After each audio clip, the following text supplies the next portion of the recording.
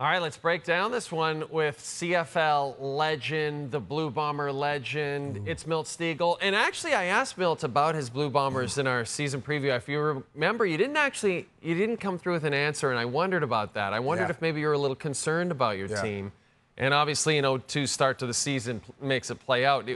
Was there something that you saw from the Bombers, maybe even when you were there in training camp, that got you concerned? Yeah, well, there's concern because not only injury, but just overall, this team is not what they thought they were going to be this year. Look at the 4 previous years, and they dominated. Now, teams think like, you're not the Winnipeg Blue Bombers of old. Yes, it may have to do something with age, but also it has to do with other teams getting better. And Winnipeg, they don't seem to be getting better right now. Yes, they have some of the same players, but it seems like other teams have caught up to them, and even other teams have passed them. So there is a level of concern. You can't say we're early in the season. You could have said that last week, but there's only 18 games, and the way they looked in these first 2 games, they have a lot of problems that need to be resolved. And then on the other side, Ottawa, coming off a season in which they had just 4 wins, bringing in a ton of new faces, including that former Winnipeg quarterback, Drew Brown. Yes. Hey, I know the elements, it's tough to judge a team when the elements are such a major factor in the game, but should Redblack fans be excited about this group? Yes.